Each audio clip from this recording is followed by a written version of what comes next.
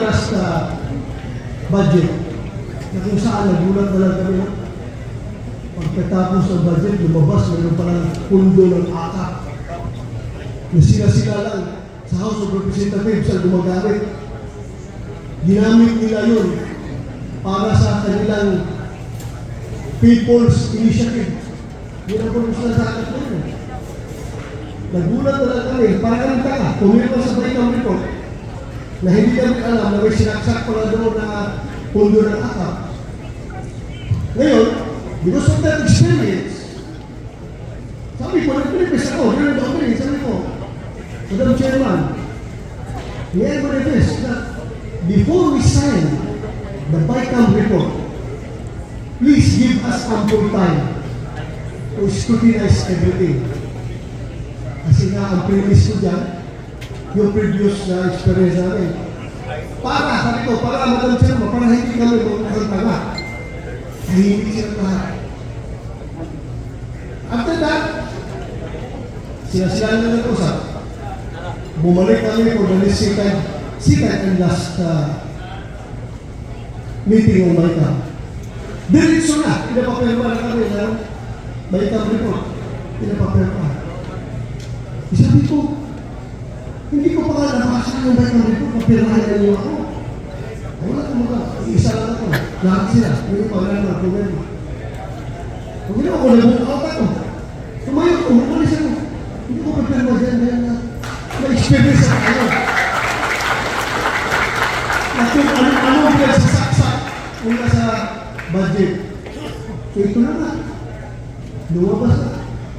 Umaga, nagpirma kami sa BICAM, nagpirma sila sa BICAM report. Pagkahapon, lumabas yung BICAM report, yung soft copy. Pinadala sa mga opisina namin. At doon nakita ko talaga na may mga blanco na mga amounts doon sa pundo ng Department of Agriculture. Then, again, diretso, ratification, pagkahapon, somewhere, mga gabi na, mga 7 to 8 o'clock ng gabi. Ratified yung BICAM report.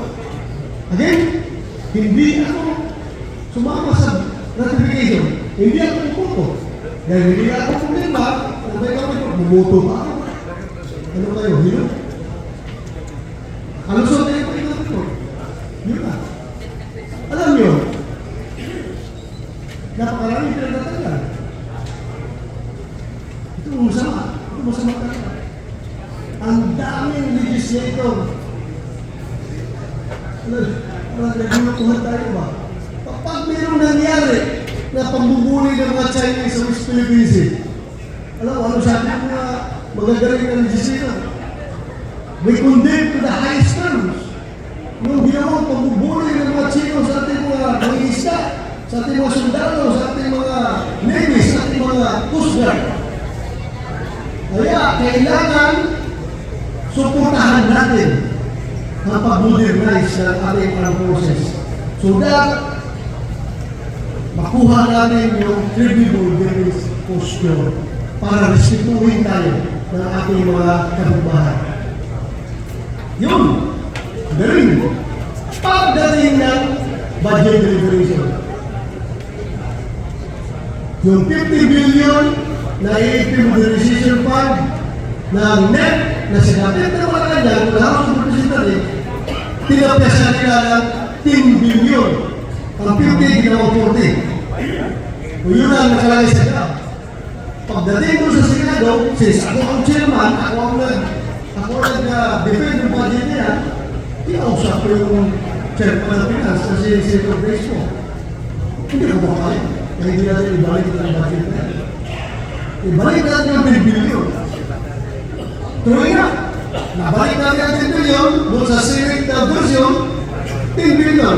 Nabalik 50 billion ulit. Pag-akyat doon sa BICAM, paglabas sa BICAM, mas malaking pang pinapyasan natin 10 billion. Ngayon, nakakakalong ko. Iba ang sinasabi, iba ang ginagawa. Kaya, kayo na dito. please educate our voters. Aside from campaigning for us, lahat na dito sa street, ating mga kandidato. Aside from campaigning for us, also please educate our voters to use their vote wisely. Bantayan ninyo yung mga politiko na ganyan. Di ba sinasabi ibang ganyan, niluluto na tayo. Dahil mga politiko na, bantayan ninyo. Bantayan ninyo yung mga tao yan. Gamitin nila yung boto nila wisely.